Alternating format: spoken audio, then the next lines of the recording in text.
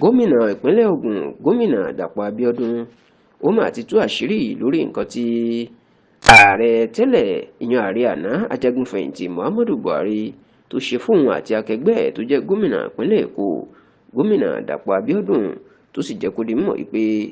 Buhari ó jẹ ojú àwọn ó sì yẹ̀yẹ́ àwọn lórí ìdàgbàsókè ojú ọ̀nà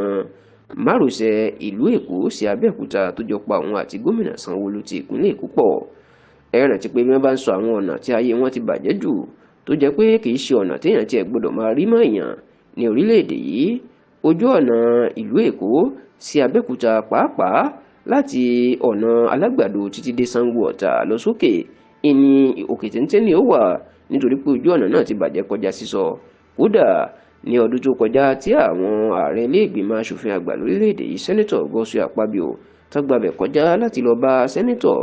Solomon Adéọlá Ọlámílékan tó pè yẹn mọ̀ sí Yáyì láti bá ṣàjọyọ̀ oyè tó fẹ́ fi jẹ ní ìlú Ìlaró níṣe ni àwọn náà ni wọ́n sọ pé ṣé pé àwọn ọmọ èèyàn ló sì ń gbarú ojú ọ̀nà yìí ojú ọ̀nà ti burú kọjá sísọ tó sì jẹ́ pé látìgbà táwọn èèyàn ti ń pariwo ojú ọ̀nà yìí wọn kò ṣe é ṣùgbọ́n nígbà tó ń tú àṣírí lójú ọ̀sẹ̀ tó kọjá inú ọ̀sẹ̀ tá a wà yìí gómìnà Dàpọ̀ Abíọ́dún ní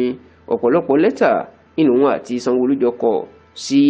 ààrẹ Muhammadu Buhari pé kó jọ̀wọ́ nítorí pé ọ̀nà náà ọ̀nà tó yẹ kí Buhari ṣe ni ọ̀nà ìjọba àpapọ̀ ni wọ́n ní ṣùgbọ́n nítorí ìnira táwọn èèyàn ń kojú àwọn kúkú ní káwọn fowó ara wọn ṣe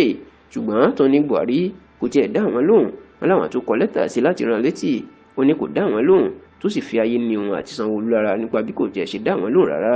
bẹ́ẹ̀ ariwo àwọn làwọn èèyàn ń pariwo tí wọ́n fẹ́ mọ̀ pé ojú ọ̀nà Buhari àtijọba àpapọ̀ ni ṣùgbọ́n Dàpọ̀ Abíọ́dún wá fọkàn àwọn ìbalẹ̀ pé ẹ lọ fọkàn balẹ̀ ó ní ìtura tí ń bọ̀ ó ní ààrẹ tó wà lóde yìí tó tún jẹ́ ọmọ Yorùbá èèyàn ààrẹ Bọ́lá Ahmed Tinubu ó ló ti fọwọ́ sí ojú ọ̀nà náà ṣíṣe lóṣù karùn-ún ọdún yìí tó sì ní nígbàkúùgbà sí àsìkò yìí wọn yóò bẹ̀rẹ̀ ojú ọ̀nà náà tí ìtura àti ìdùnnú yóò sì dé bá gbogbo àwọn ará ìpínlẹ̀ Èkó àti ará ìpínlẹ̀ Ògùn pẹ̀lú gbogbo àwọn tó ń gbójú ọ̀nà márosẹ̀ Èkó sí Abẹ́òkúta ìyẹn Lagos Abẹ́òkúta expressway kọjá.